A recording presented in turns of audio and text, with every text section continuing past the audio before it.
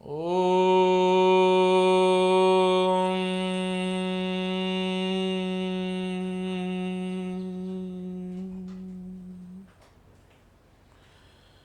या कुंदेन्दु तुषारे हारिधविला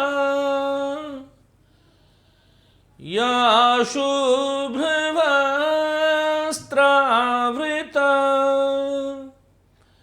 या वीणावरदण्डमण्डितकरा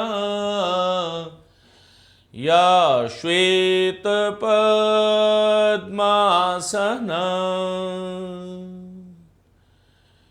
या ब्रह्मच्युतशङ्कर प्रभृतिभिः देवैः सदा वन्दिता सा मां पातु सरस्वती भगवती निःशेषजाड्यापहा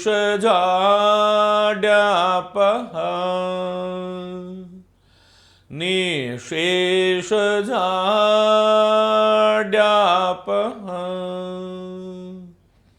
निःशेषजाड्यापहा।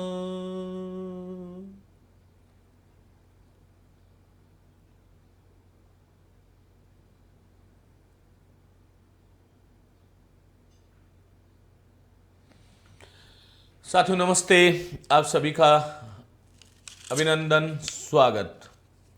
माँ सरस्वती की आराधना से इस कक्षा को मैं प्रवर्तित कर रहा हूँ। यत्किमपि हम वदामि तत्सर्वं भवतां कृते उपयोगी स्यात्, तत्सर्वं भवतां कृते तत्र परीक्षा मध्ये तेन सहयोगः स्यात् इति मम कांक्षा वर्तते। इदानीं पूर्वतन कक्षायां वयं तत्र संधि प्रकरणस्य वार्तां कुर्मः स्म।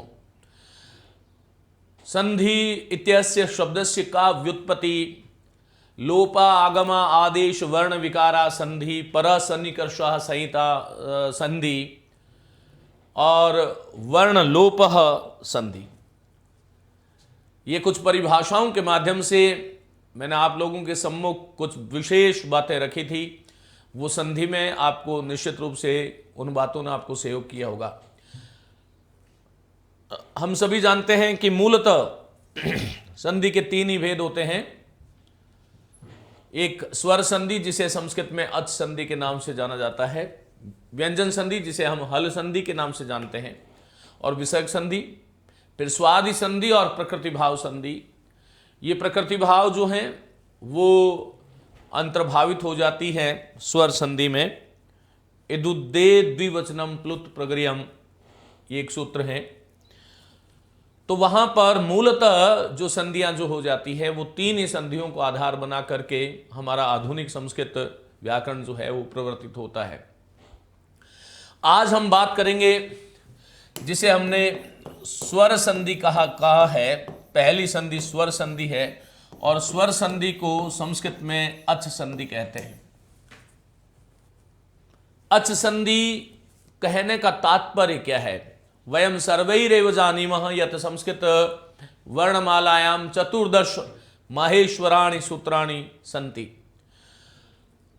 उन माहेश्वर जो सूत्र हैं उनके माध्यम से हम प्रत्याहारों का निर्माण करते हैं। और आरंभिक जो चार सूत्र हैं वो हैं अयुण, फिर है रेलरिक, फिर है एयोंग और फिर है एयोंग और फिर है अयौच। प्रिय विद्यार्थियों, ये जो आरंभिक चार जो सूत्र हैं, इन चारों सूत्रों के माध्यम से एक प्रत्याहार बनता है अ से शुरू होकर के च तक। और ये संस्कृत वर्णमाला में 9 स्वर हैं जिसे हम अच प्रत्याहार में कहते हैं। अच एक प्रत्याहार है और स्वरों के मध्य होने वाली जो संधि है उसी का नाम अच संधि या स्वर संधि है। आपको इस प्रकार से जानना है। आप लोगों को ये समझना और जानना चाहिए कि आज का जो व्याख्यान है ये व्याख्यान विशेष व्याख्यान है पूरी स्वर संधि को लेकर के। मैंने दो तरीके से इसे पढ़ाने का सोचा है। एक वो तरीका, एक वो उपाय जिसके माध्यम से मैं आपको सारी स्वर संधि जो है वो सूत्रों के माध्यम से समझाऊंगा, और दूसरा आगे का जो व्याख्यान होगा उसमें इस स्वर संधि से संबंधित जितने भी उदाहरण जो हो सकते हैं उसकी मैं पहचान आपसे करवाऊंगा, अभ्यास आगे करवाएंगे। आज का जो ये प्रकरण है बड़ा ध्यान से आपको लोगों को सुनना है, ऐसी मैं आप लोगों से अपेक्षा करता हूं। देखिए, अच प्रत्याहार में ये 3 वर्ण, ये 2 वर्ण, ये 2 और ये 2, ये अच प्रत्याहार में 9 स्वर आते हैं, और इन स्वरों के मध्य होने वाली जो संधि है उसी का नाम अच संधि है। स्वर संधि के यदि मैं प्रकार की बात करूं तो ध्यान रखना, यदि आपको संस्कृत व्याकरण में स्वर संधि जब भी आए तो पहला प्रकार जो है उसको हम बोलते हैं दीर्घ स्वर संधि। फिर दूसरा जो है उसका नाम है गुण स्वर संधि। फिर तीसरा जो है वो है वृद्धि स्वर संधि। ये एक कुल है।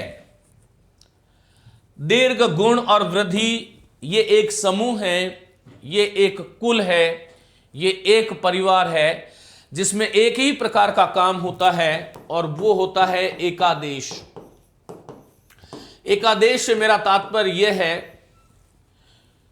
कि किन्हीं 2 वर्णों के, अर्थात प्रथम पद का अंतिम वर्ण तथा अंतिम पदस्य प्रथमः वर्णः इत्यनयोः मध्ये यदा वयम संधिं कुर्मः, जब हम संधि को करते हैं, चेत किं भवति, पूर्व पदस्य अंतिमः वर्ण तथा अंतिम पदस्य प्रथम वर्ण इत्यनयोः द्वयोः वर्णयोः स्थाने एकः वर्णः भवति, अतः एकादेशः। इन तीनों ही संधियों में आपको यह ध्यान रखना है कि एक समानता है, और इन तीनों ही संधियों में एकादेश होता है। इन कक्षाओं को आप क्रमबद्ध रूप से सुनेंगे। पहली बात तो यह है, पूर्व के व्याख्यान में जिन चीजों को सम्मिलित कर लिया है उन चीजों को हम यहां पर सम्मिलित नहीं करेंगे। पूर्व के व्याख्यान में मैं एकादेश और आदेश क्या होता है ये बता चुका हूं, आगम क्या है होता है, लोप क्या होता है ये बता चुका हूं।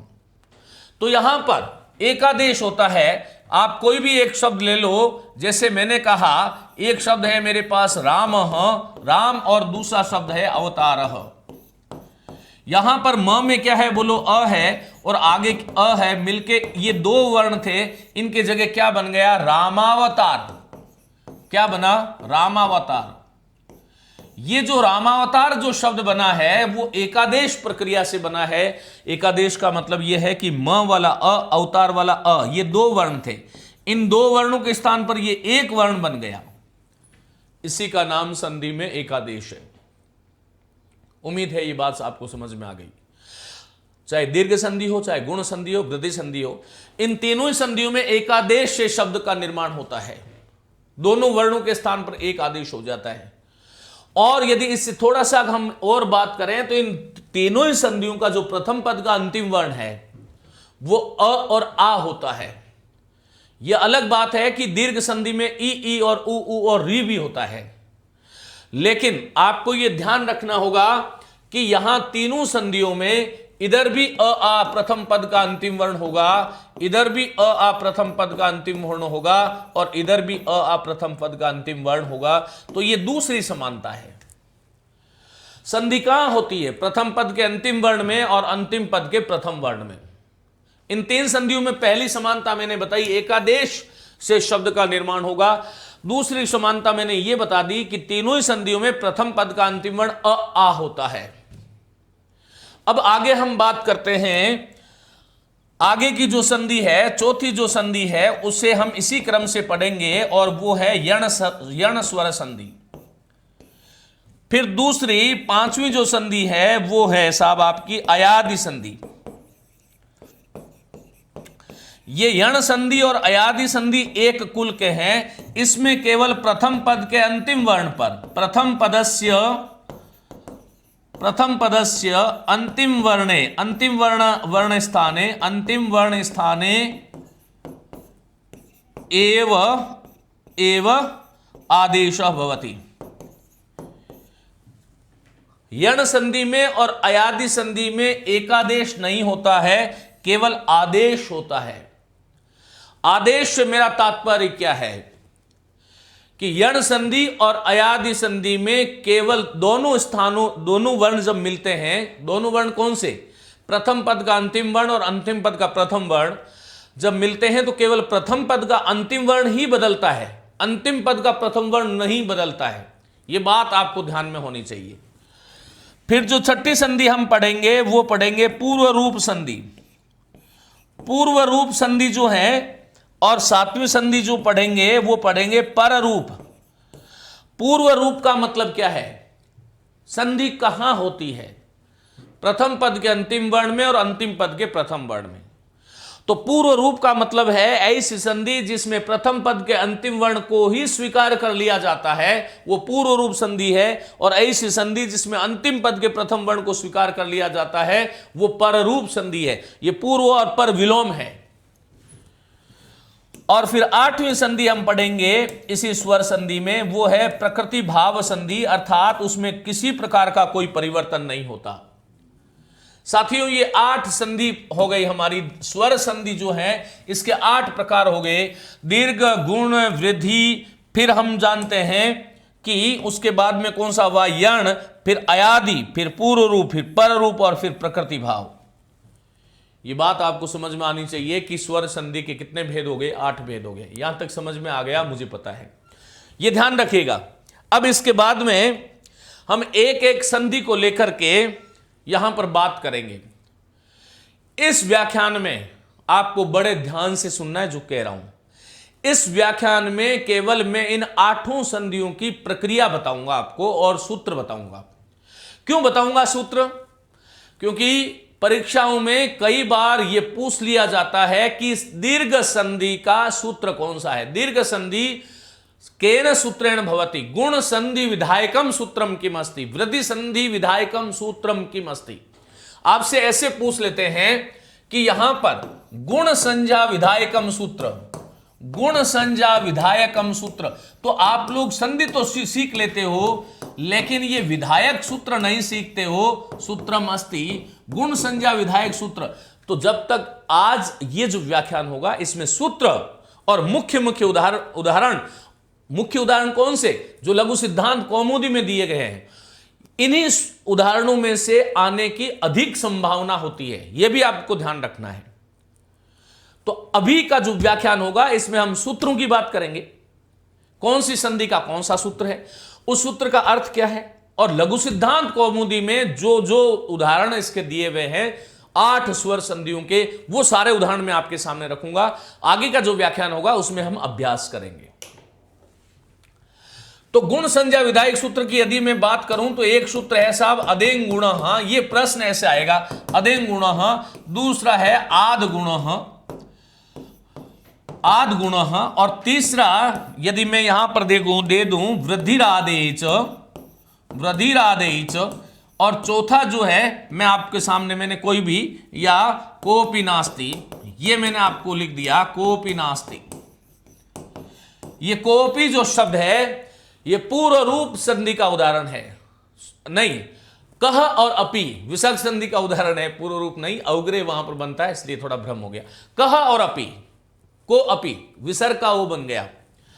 तो यहां पर यदि मैंने आपसे ये कहा कि ये जो है गुण संज्ञा विधायकम सूत्रम अस्ति, तो अदेंग गुण है कि आद गुण है कि वृद्धिरादेच है, कोपि नास्ति, इस प्रकार के प्रश्न आ सकते हैं। आपसे ऐसा पूछा जा सकता है कि सवर्ण या सवर्ण संधि विधायकम, सवर्ण जिसे क्या बोलते हैं, स्वर्ण सवर्ण संधि विधायकम सूत्रम अस्ति, विधायकम सूत्रम।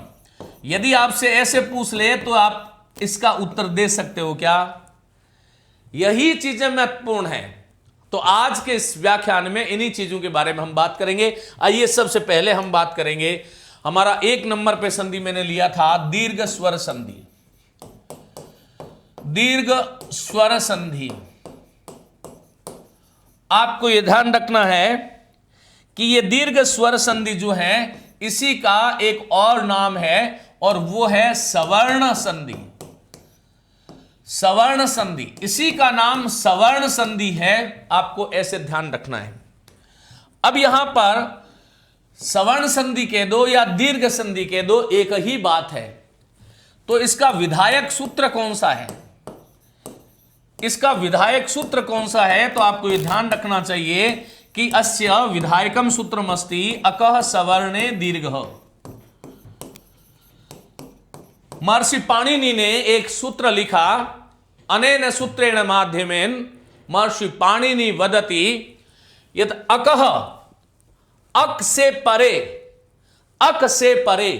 अब आपको यह समझना पड़ेगा कि अक है क्या। तो यदि मैं आपसे कहूं कि अक है क्या, तो आपको ध्यान रखना चाहिए यह अक में अयुण का पहला अ था और फिर आगे क यहां पर आया, तो अक एक प्रत्यार है जिसमें अ, ई, उ, री और ली, ये 5 वर्ण आते हैं साहब। तो अक से परे ये अक हो गया। अब यहां पर देखो क्या कह रहा है, अकः सवर्णे, और सवर्ण संज्ञा करने वाला सूत्र कौन सा है, देखो एक तो सवर्ण संधि है।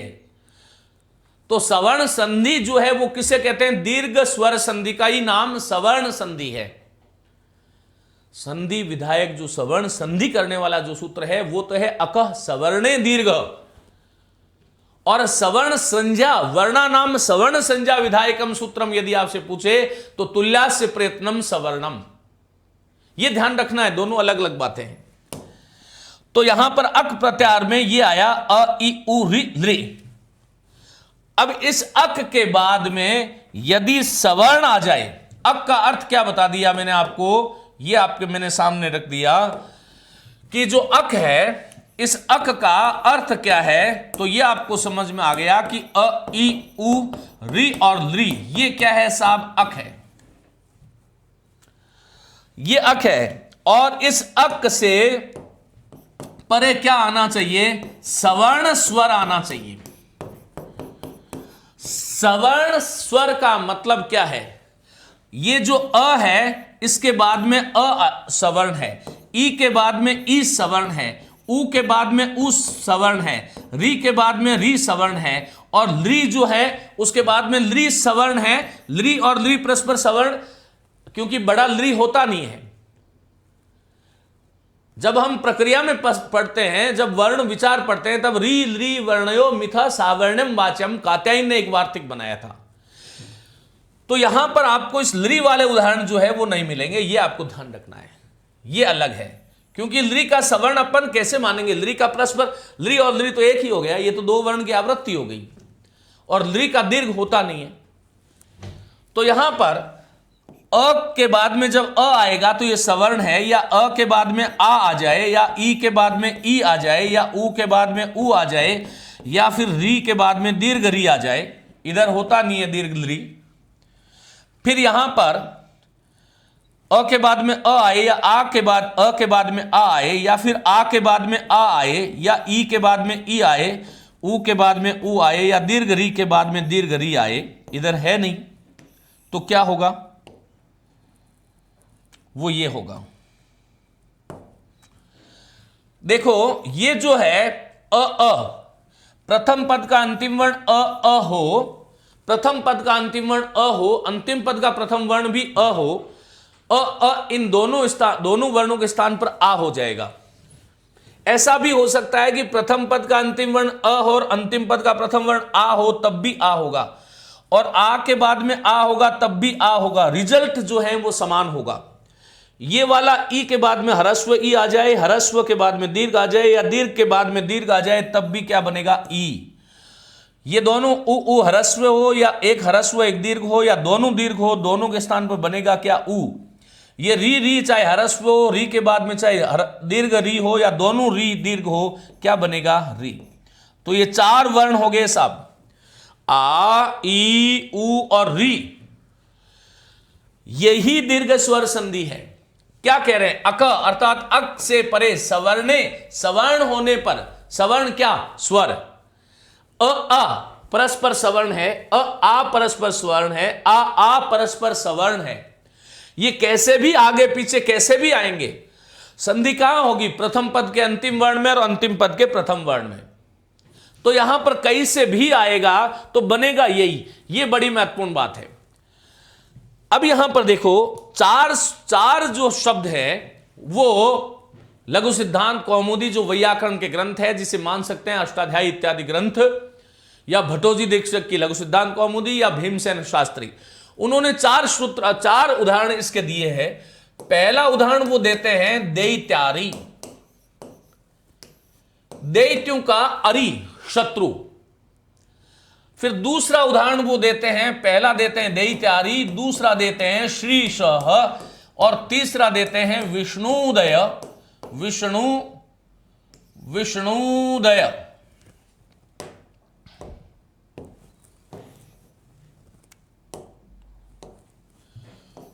विष्णुदय, और चौथा उदाहरण इसका देते हैं साहब होत्रीकार।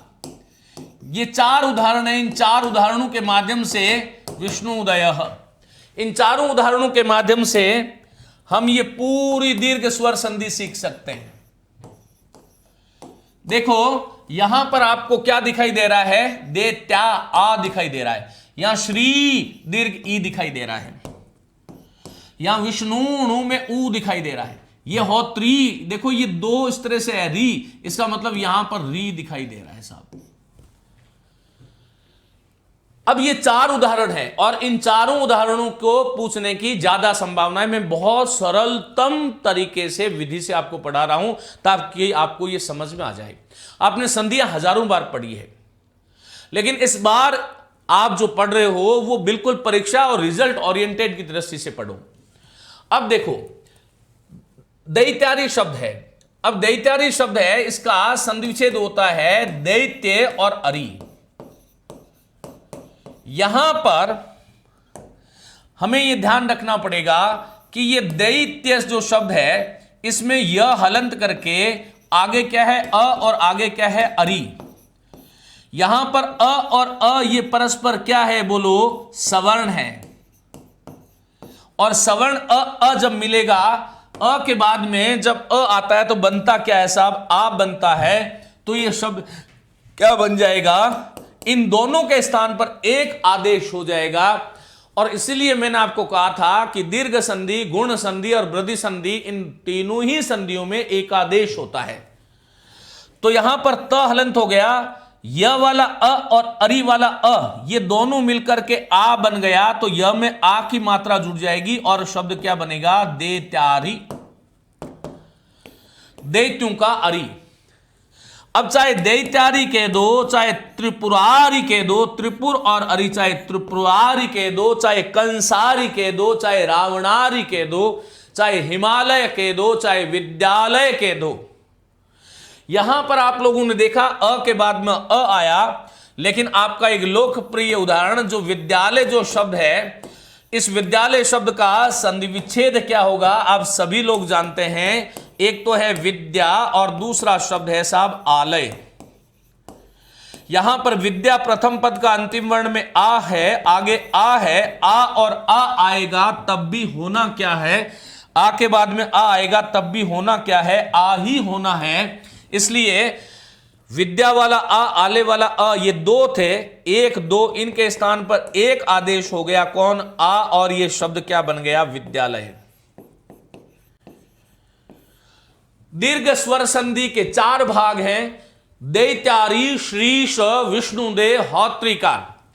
आपको रात्रि में 2 बजे उठाकर के भी कोई पूछे तो आपके तुरंत ये निकलना चाहिए कि दीर्घ स्वर संधि जो है वो दैत्यारी, विष्णुदय, दैत्यारी, श्रीश, विष्णुदय, होत्रीकार।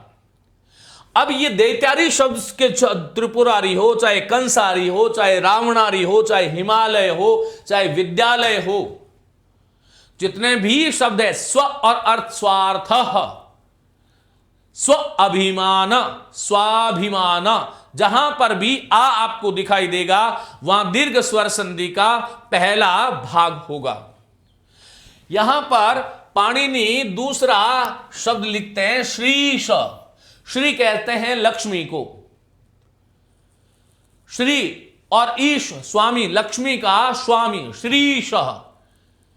अब ये श्री सह का संधि विच्छेद क्या होगा? श्री में ई बड़ा होगा और ईश में ई बड़ा होगा। यहां पर श्री में क्या था? दीर्घ ई था। इधर क्या था? दीर्घ ई था। ई और ई ये दो वर्ण थे, इनके स्थान पर एक आदेश हो जाएगा। क्या हो जाएगा? ई हो जाएगा। इन दोनों को मिला दिया, बोलो शब्द क्या बना? श्रीशः। अब श्रीशः कह दो, चाहे रविशः कह दो, श्रीशः कह दो, चाहे रविशः कह दो, कोई भी शब्द है, चाहे रविंद्र कह दो, चाहे क्षितिंद्र कह दो, चाहे पृथ्वीशः कह दो, ये ध्यान रखिएगा, लक्ष्मीश कह दो, तो ईश इंद्र शब्द जहां भी आएगा। अब मैंने कहा साहब रविंद्र, बात तो एक ही हो गई ना। यहां पर दीर्घ ई और दीर्घ ई मिला था। रवि में ई ह्रस्व होता है, आगे इंद्र होता है। यहां पर दो पद थे, व में क्या था बोलो? सभी जानते हैं ना, वह जो था उसमें क्या था? ई, और आगे क्या था? ई। इंद्र में भी ई था। दोनों ह्रस्व आएंगे तब भी दीर्घ ई बनेगा। दोनों के स्थान पर एक आदेश हो गया, शब्द क्या बना? रविंद्र। चाहे रविंद्र ले लो, चाहे कविंद्र ले लो, चाहे क्षितिंद्र ले लो। तो यह आपको ध्यान रखना होगा कि एक शब्द के माध्यम से एक शब्द को सीखो और तमाम शब्दों को उसके अंदर सम्मिलित कर लो, सीख जाओ। अब ये दैत्यारी के जितने भी शब्द आएंगे साहब, ये दीर्घ संधि का पहला पार्ट है, ये दीर्घ संधि का दूसरा पार्ट है। फिर उसके बाद में तीसरा जो शब्द दिया उन्होंने, महर्षि पाणिनि ने, ऐसा मान लो वो विष्णुदय दिया, समझाने के लिए बोल रहा हूं। तो यहां पर पहला शब्द क्या है? विष्णुदय। इसका संधिच्छेद होता है विष्णु धन उदय। अब यहां पर क्या हुआ देखो, विष्णु और उदय ऐसा संधिच्छेद हुआ। ण में क्या था बोलो? ऊ है। आगे क्या है? ऊ है। दोनों और ह्रस्व ऊ है। यह मैं आपको समझा चुका हूं कि ऊ के बाद में जब ऊ आएगा तो होगा क्या? दीर्घ ऊ होगा। संधि कुत्रः भवति। कुत्र कहां होती है? प्रथम पदस्य अंतिम वर्ण, अंतिम पदस्य प्रथम वर्ण, तत्र द्वयोः वर्णयोः मध्ये मेलनम भवति। और मिलनेन यदा कापि द्वौ तत्र कोई भी दो वस्तुएं जब मिलती हैं तत्र विकारः तो भवति एव, विकार तो होता ही है। अब ये क्या हुआ? यहां पर ऊ मिला, तब विकार होकर के क्या बन गया? ऊ बन गया। और ये जो शब्द था आपके सम्मुख, ये शब्द क्या बना साहब? ये देखो, यहां पर ऊ मिल गया तो ये शब्द क्या बना? विष। फिर यहां पर न में ऊ बड़ा हो जाएगा और शब्द क्या बनेगा? विष्णुदय। अब चाहे विष्णुदय हो, अब आपके सामने मैंने शब्द दे दिया भानुदय। अब ये भानुदय शब्द दे दिया तो इसका संधिच्छेद क्या करोगे? भानु में ऊ छोटा होता है, आगे उदय में भी ऊ छोटा होता है, भानुदय। यदि मैंने इस तरह से ये शब्द दे दिया होता, जैसे मैंने आपसे कहा एक शब्द है लघु और दूसरा शब्द है ऊर्मी। यहां पर ग में क्या है? ऊ है। आगे क्या है? ऊ। दोनों के स्थान पर होगा क्या? एक छोटा एक बड़ा, एक ह्रस्व एक दीर्घ। ऊ जब मिलेगा तब ऊ मिलेगा। अब ये आपसे विष्णुदय को याद कर लो आप। लघु ऊर्मी लहर को कहते हैं, लघु है जो ऊर्मी। तो इस प्रकार से जितने भी शब्द हैं, साधु और उक्ति, जैसे मैंने आपसे कह दिया साधुक्ति इत्यत्र कह संधि, तो आप सीधा दिमाग में रखो कि विष्णुदय जो शब्द था उसमें क्या था? ऊ बड़ा था। साधुक्ति में ऊ क्या है? बड़ा है। इसलिए इसका जो संधि विच्छेद होगा वो क्या होगा कि एक होगा साधु और दूसरा होगा उक्ति। यहां पर दोनों और ऊ है और शब्द ऊ मिलके क्या बनेगा बोलो? साधुक्ति बनेगा। जैसे मैंने एक शब्द लिया भूर्जा, ये भूर्जा शब्द का संधिच्छेद क्या होगा? तो यहां पर भू, यहां विसर्ग जरूर लगाएं, ये ध्यान रखिएगा। भू है और आगे ऊर्जा है, यहां पर भ में जो ऊ है वो भी दीर्घ है, ऊर्जा में भी ऊ दीर्घ है, दोनों मिलके क्या बनेगा, ऊ और शब्द क्या होगा, भूर्जा। शब्द कितने भी बने उससे कोई फर्क नहीं पड़ता, यदि आपने इसको इस प्रकार से समझ लिया, सीख लिया, तो फिर आपको कोई समस्या नहीं हो सकती। और जो चौथा शब्द दिया उन्होंने वो क्या दिया बोलो, वो दिया होत्रीकार।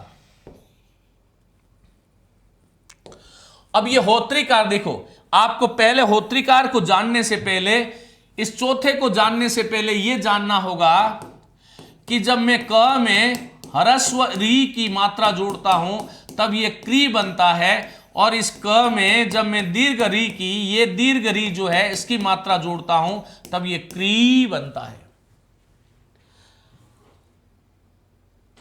अब यहां पर देखो क्या हुआ, होत्रीकार ये शब्द है, देखो री बड़ा है इसमें। अब ये शब्द है होत्री, होता को कहते हैं, और होता का जो रिकार होता है उसे होत्रीकार कहते हैं। ये संधि विच्छेद था, या होत्री में क्या जुड़ा हुआ है बोलो, री जुड़ा हुआ है। जैसे क में री था तो री अलग करो, री अलग करो, ये दो वर्ण थे, दो के स्थान पर एक आदेश कर दो, दीर्घ आदेश हो जाता है। अक सवर्ण दीर्घ, अक प्रत्याहार से परे सवर्ण होने पर दीर्घ आदेश हो जाता है, और अक सवर्ण दीर्घ हो जाएगा। री के बाद में री आएगा तो री बनेगा, और यह शब्द क्या बनेगा साहब, होत्रीकार। क्योंकि री री दो थे, दोनों के स्थान पर दीर्घ हो गया। अब होत्रीकार है, चाहे मातृकार है, मातृकार है, होत्रीकारः मातृकारः, इसी प्रकार से कितने भी शब्द यहां पर लिए जा सकते हैं, ये ध्यान रखिएगा। जैसे मैंने कहा, एक शब्द है स्वश्री और एक है ऋण, स्वश्रीण हो जाएगा। एक शब्द है मातृ और ऋण मातृण हो जाएगा। एक शब्द है भ्रातृ और ऋण, ये भ्रातृण हो जाएगा। एक शब्द है जामातृ और ऋण, ये जामातृण हो जाएगा। होत्रीणम, भ्रातृणम, अब म लगा दो, ये संधि हो जाएगी। ये ध्यान रखना है। दुनिया में जितने भी शब्द होंगे इस प्रकार के, उसमें ये चौथा पार्ट यहां पर होता है। यदि ये बात आपको समझ में आ गई तो फिर आपको कोई भी नहीं हरा सकता, ये आपको ध्यान रखना है। देखिए, मैंने मेरी तरफ से दीर्घ स्वर संधि में आपको पूरी प्रक्रिया आपको समझा दी है। ये पहला पार्ट है, ये इसका दूसरा पार्ट है, ये इसका तीसरा पार्ट है, और ये इसका चौथा पार्ट है। अब दैत्यारी के जैसे जितने भी शब्द होंगे वो सारे के सारे दीर्घ संधि के उदाहरण होंगे। फिर उसके बाद में श्रीश जैसे श्रीश, कपीश, लवीश, जितने भी शब्द होंगे, क्षितीश, पृथ्वीश, लक्ष्मीश, पार्वीश, जो है लक्ष्मीश्वर, ये सारे के सारे ईश्वर वाले जो शब्द होंगे, हालांकि वो जगत और ईश्वर से जगदीश्वर बन जाता है, वो व्यंजन संधि का उदाहरण होगा। तो संधि करने से पहले मूल शब्द खंडों को आपको देखना होगा। विष्णुदेह है, भानुदेह है, साधुक्ति है, भूर्ज है, भूर्जा है, ये सारे के भूर्ध्व शब्द बनता है भू और ऊर्ध्व से। और इसी प्रकार ये होत्रीकार, मातृकार, स्वश्रीण, जामात्रीण, पितृण, सारे के सारे शब्द किसके उदाहरण है। ये दीर्घ स्वर संधि का पूरा प्लेटफॉर्म आपके सामने दे दिया। अब आपको आगे हम अभ्यास करा देंगे कि ये दीर्घ स्वर संधि है क्या, और इसका अभ्यास किस प्रकार से करें। दीर्घ स्वर संधि,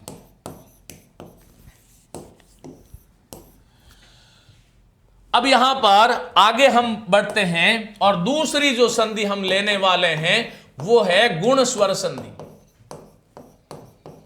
अब ये गुण स्वर संधि जो है वो क्या है, गुण स्वर संधि।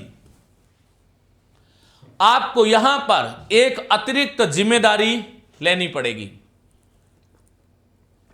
और वो अतिरिक्त जिम्मेदारी ये है साहब, जो अतिरिक्त जिम्मेदारी है वो ये है आपकी, ये ध्यान रखिएगा कि इसके दो सूत्र है, आपको ध्यान रखना है। एक तो है गुण संज्ञा विधायक सूत्र, गुण संज्ञा विधायकम सूत्रम, और एक है गुण संधि विधायकम सूत्रम। गुण संधि विधायकम सूत्र। पहली चीज तो ये दो चीजें आपको विशेष ध्यान रखने की हो है, ये आपको ध्यान रखना है। मैंने पूर्व में एक प्रश्न आपसे दिया था कि गुण संज्ञा विधायकम सूत्रम अस्ति। यहां पर इस बात को आपको विशेष ध्यान रखना है। अब देखिएगा, गुण संज्ञा विधायकम जो सूत्र है, गुण संज्ञा विधायकम जो सूत्र है वो सूत्र है अदेंग गुण, और गुण संधि विधायकम जो सूत्र है वो है आद गुण। ये आपको ध्यान रखना पड़ेगा, अदेंग गुण और आद गुण।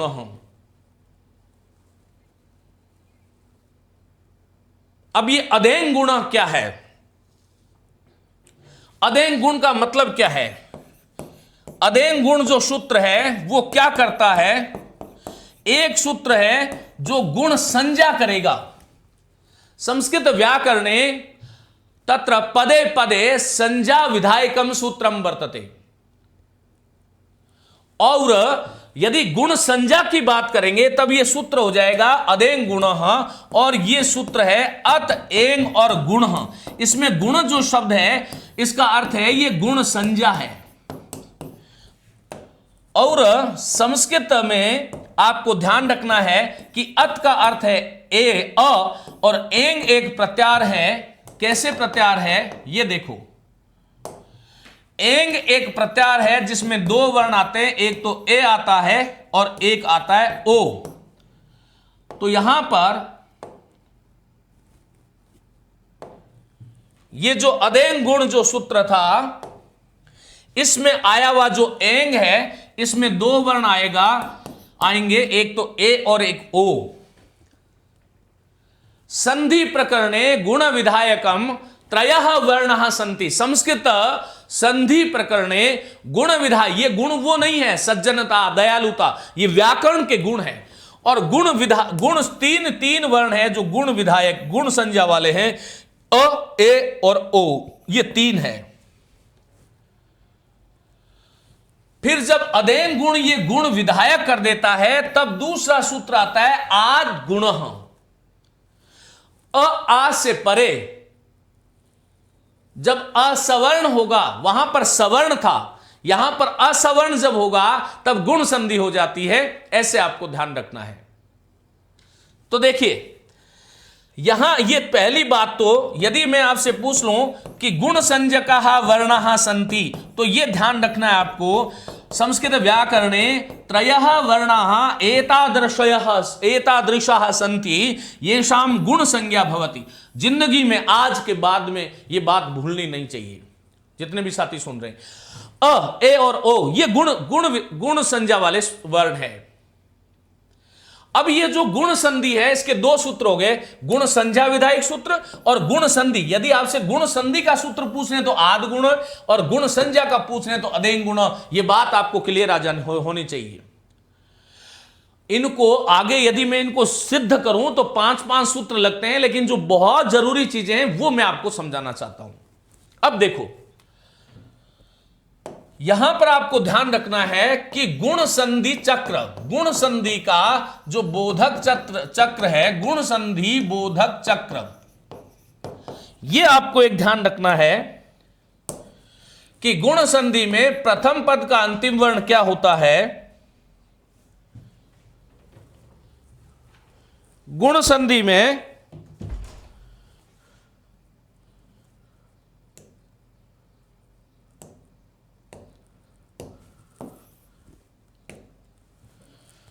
प्रथम पद का अंतिम वर्ण जो है वो क्या होगा, आ होगा, और इस आ का योग फिर तीन होंगे, आ तीन भाग हो जाएंगे और आ। अब यहां आ के आगे आपको यह ध्यान रखना है कि जब ई और ई होगा तब यहां पर दोनों के स्थान पर एक वर्ण हो जाएगा और वो क्या होगा, ए। आ के आगे जब ऊ या ऊ आएगा तब क्या होगा बोलो, ओ होगा। और आ के आगे री या जब री दीर्घ या ह्रस्व आ जाएगा तब क्या होगा, अर होगा। अब ये जो मैंने आपको यहां पर जो अ बताया था, इसमें दो चीजें ध्यान रखनी है, एक तो अर होता है, एक अल होता है। इसलिए अर होगा कहां पर, अ आ के बाद में री आएगा तो, और चौथा यह हो जाएगा कि अ या आ के परे जब री वर्ण आ जाएगा तब क्या हो जाएगा, अल हो जाएगा। यह विशेष बात है कि गुण वर्ण तो 3 ही है, लेकिन गुण संधि के जो भाग हैं वो 4 हैं। अ आ के बाद में ये कहां आएगा, ये प्रथम पद के अंतिम वर्ण में। प्रथम पद के अंतिम वर्ण में हमेशा क्या होगा, अ आ ही होगा। और ये कहां होगा, अंतिम पद के प्रथम वर्ण में, अंतिम पद का प्रथम वर्ण। अब ये प्रथम पद का अंतिम वर्ण अ आ और अंतिम पद का प्रथम वर्ण ई और ई होगा, तो दोनों के स्थान पर ए हो जाएगा। कथमिति, देखो अ का उच्चारण स्थान क्या है और ई का उच्चारण स्थान क्या है। हम सभी जानते हैं कि अ का जो उच्चारण स्थान है वो कंठ है, ई का उच्चारण स्थान जो है वो तालु है। अब अ ई से मिलेंगे तो एक वर्ण बनेगा ए, और ये एकादेश है।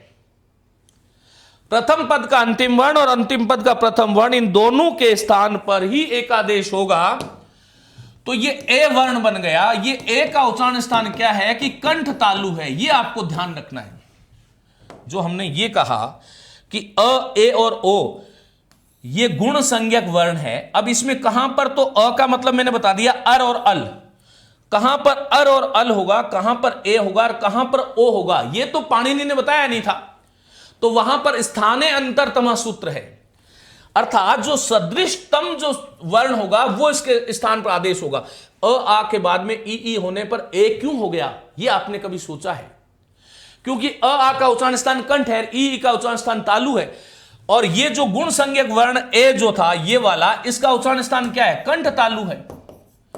तो इसमें गुण आ गया ना, ये ए जिन वर्णों से मिलके बना था, ए जिन वर्णों से मिलके बना था, अ और ई से मिलके ए बन रहा है, तो इसमें इस ए में अ और ई के उच्चारण संबंधी गुण समाहित है। फिर उसके बाद में अ जो है इसका उच्चारण स्थान क्या है, बोलो कंठ है, और ऊ का उच्चारण स्थान क्या है, ओष्ठ है। तो इसमें आप ये देखो कि ये जो ओ है इसका उच्चारण स्थान क्या है, ए दई तो हो कंठो, ए दई तो हो कंठ तालु, ओ दऊ तो हो कंठोष्ठ। तो यहां पर क्या होगा, कंठोष्ठ। इसलिए अ और उ जब मिलता है तब एक नया वर्ण आ जाता है, वो क्या है, बोलो ओ वर्ण है। ये ओ जो है इसका उच्चारण स्थान क्या है, कंठोष्ठ है। इस प्रकार से आपको ध्यान रखना है। फिर उसके बाद में अ आ के बाद में री आता है, तो अर कैसे बन जाता है। देखो प्रथम पद का अंतिम वर्ण अ और आ हो सकता है, आगे री होगा, तो ये जो अ जो है इसका उच्चारण स्थान क्या है, कंठ, और री का उच्चारण स्थान क्या है, मूर्धा। अब ये अ का प्रतिनिधित्व करने के लिए तो अ जो था वो गुण संज्ञक वर्ण मैंने आपको बताया था, लेकिन अब अर होगा कि इस अ के आगे र करूं या ल करूं, ये कैसे होगा। तो यहां पर आपको ऐसे समझना होगा कि ऋतुल सानाम दंता और ऋतुर शानाम मूर्धा, तो जो री का उच्चारण स्थान है वही र का उच्चारण स्थान है, इसलिए अ का उच्चारण स्थान कंठ रह जाएगा और र का उच्चारण स्थान मूर्धा रह जाएगा। इसलिए अर में अ और री के दोनों के गुण आ गए, इसलिए इसको गुण स्वर कहेंगे। फिर उसके बाद में अ आ के आगे जब री आएगा तब क्या बनेगा, अल बनेगा। कैसे बनेगा, अ का उच्चारण स्थान क्या है, कंठ, और अ के बाद में ली का उच्चारण स्थान क्या है, दंत। तो कंठ और दंत जब मिलते हैं, कंठ और दंत, प्रथम पद का अंतिम वर्ण अ, अंतिम पद का प्रथम वर्ण ली, कंठ और दंत जब मिलेंगे तब यहां पर अ का तो अ रह जाएगा, लेकिन ऋतुल सानाम दंता, जो ली का उच्चारण स्थान है वही ल का उच्चारण स्थान है, इसलिए चौथा वर्ण क्या आ गया, चौथा क्या हो गया, पहला था ए ओ, तीसरा था अर और चौथा है अल। इस प्रकार से आपको यह ध्यान रखना है। यहां पर कंठ मूर्धा बना तो कंठ मूर्धा बन गया, यहां पर कंठ औष्ठ बना तो कंठोष्ठ बन गया, यहां पर ये दो वर्ण कंठ तालु थे तो कंठ तालु बन गया, और यहां पर कंठ दंत थे तो ये भी कंठ और दंत है। ये उच्चारण संबंधी गुण होने के कारण ए ओ अर अल, ए ओ अर अल। यहां पर हालांकि इस ये भी कोई विद्यार्थी यदि कोई आगे समझना चाहेगा तो हम ये जानते हैं कि ये अ के आगे र और अ के आगे ल, ये कौन से सूत्र से आता है? तो संस्कृत व्याकरणे एकम सूत्रम वर्तते उरण रपरः। री के स्थान पर होने वाला अण र पर में लेकर के प्रवृत्त होता है, इसलिए अर इल उल ये तीन बनते हैं। इस तरह से आपको ध्यान रखना है, लेकिन वो इतनी प्रक्रिया में हम नहीं जा रहे हैं। आपके जो महत्वपूर्ण चीज है वो यही है कि इसके चार पार्ट हो गए गुण के। कौन कौन सा हो गया? एक तो ए वाला, एक ओ वाला, एक अर वाला और एक अल वाला। महर्षि पाणिनि ने इसके चार उदाहरण दिए। वो चार उदाहरण कौन से हैं? पहला उदाहरण वो देते हैं उपेंद्र, दूसरा उदाहरण वो देते हैं गंगोदकम, तीसरा उदाहरण वो देते हैं कृष्णार्धी,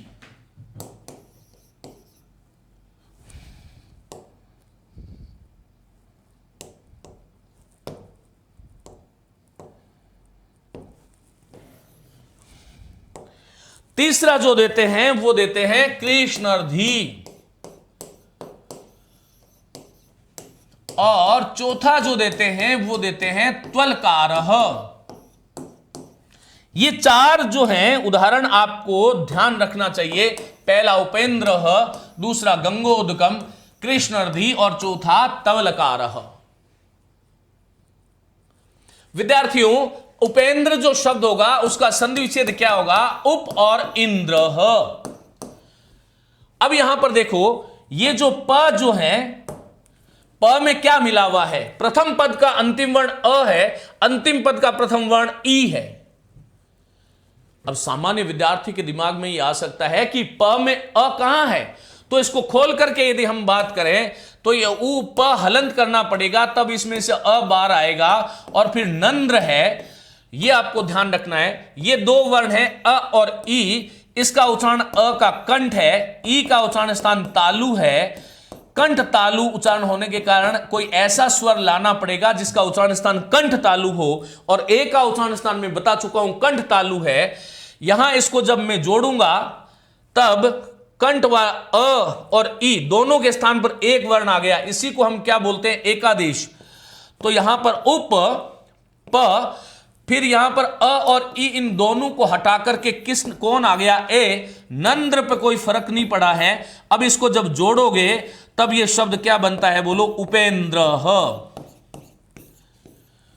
अब जितने भी उदाहरण आएंगे, उपेंद्र, नरेंद्र, हितेंद्र, गवेंद्र, ये सारे के सारे जो एक इंद्र, इंद्र वाला आएंगे, ईश वाला आएंगे, देवेश। अब यहां पर देखो, जैसे मैंने कहा एक शब्द है मेरे पास देव और दूसरा शब्द है ईश। यहां पर व में क्या है? अ है, आगे क्या है? ई, दोनों के स्थान पर ए हो जाएगा। देव का ए गया, इंद्र का ईश का ई गया, दोनों के स्थान पर ए आ गया, आगे नंद्र बच गया। अब इसको जोड़ दोगे तब शब्द क्या बनेगा? देवेंद्र, सॉरी देवे ईश बच गया। इसको वापस लिख देता हूं।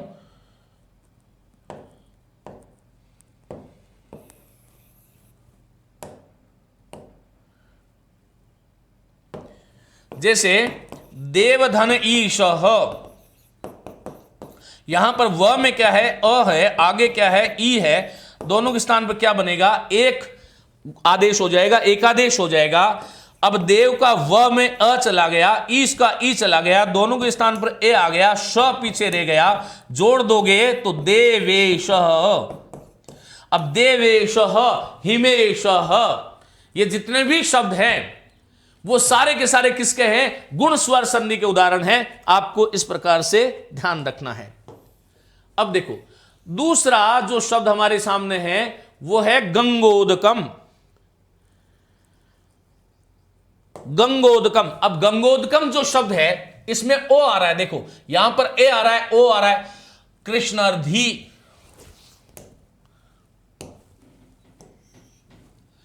यहां पर देखो गंगा और उदक, उदक जल को कहते हैं उदकम। यहां पर प्रथम पद का अंतिम वर्ण क्या है, आ है, और आगे क्या है, ऊ है। आ का उच्चारण स्थान क्या है, कंठ है। ऊ का उच्चारण स्थान क्या है, ओष्ठ है। तो आ और ऊ के स्थान पर कोई ऐसा वर्ण बनना चाहिएगा जिसका उच्चारण स्थान कंठ और ओष्ठ दोनों हो।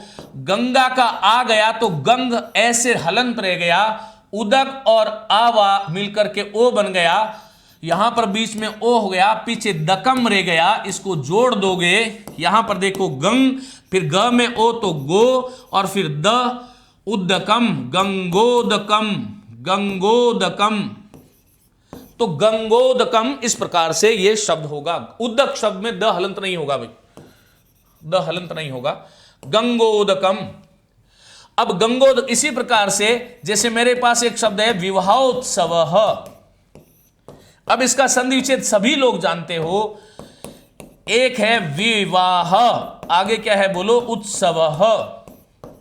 ह में क्या है, अ है, आगे क्या है, उ, दोनों के स्थान पर क्या बनेगा, ओ, और शब्द क्या बनेगा बोलो, विवाहोत्सव।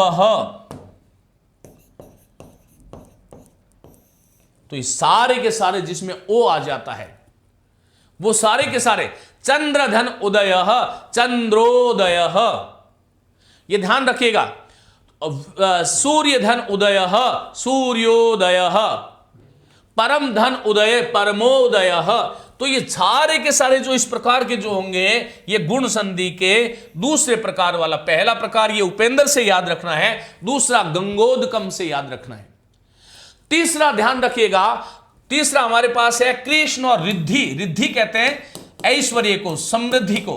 कृष्ण और रिद्धि, इसका संधि विच्छेद होता है कृष्ण और रिद्धि ही।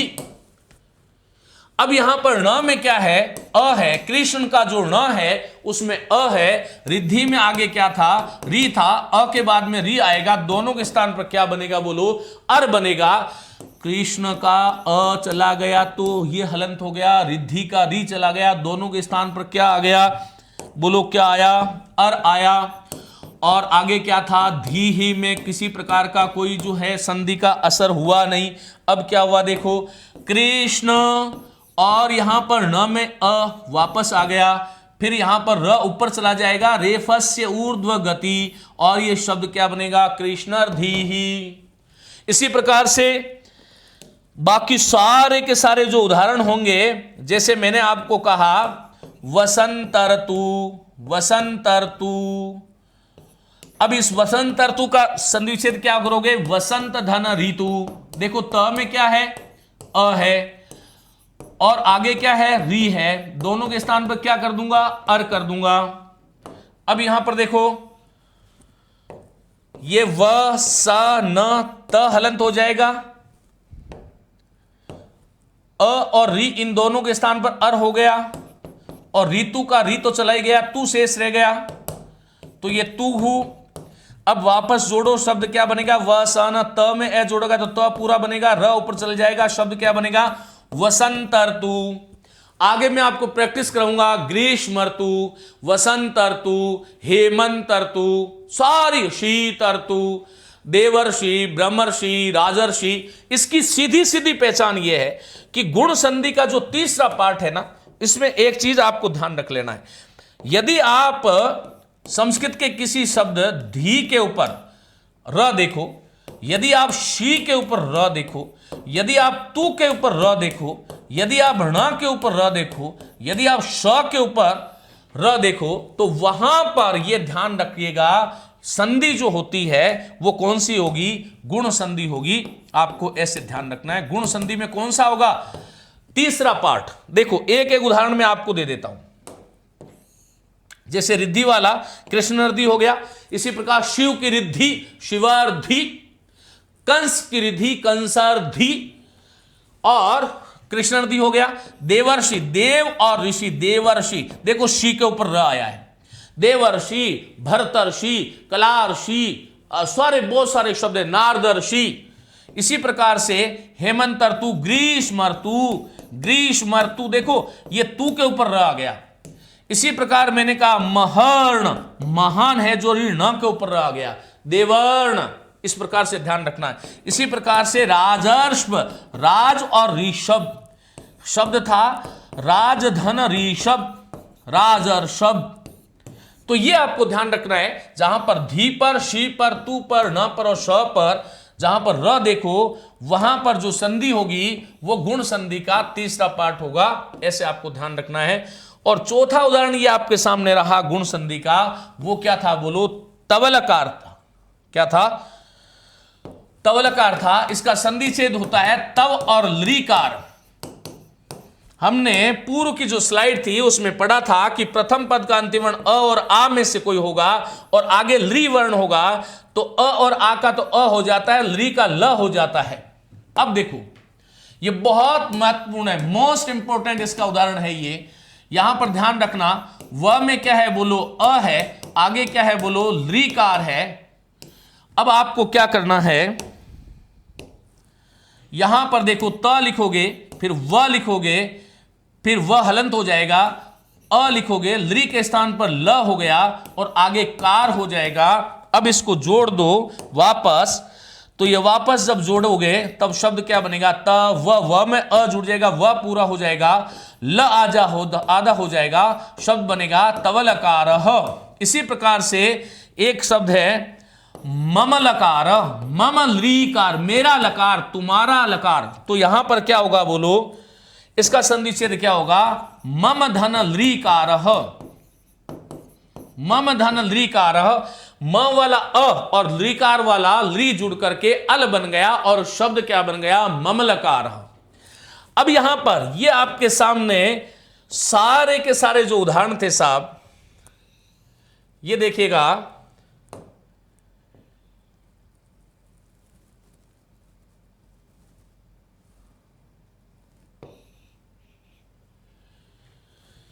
ये गुण संधि के 4 पार्ट है। पहला है उपेंद्र, दूसरा है गंगोदकम, तीसरा है कृष्ण नदी और चौथा है तवलकार।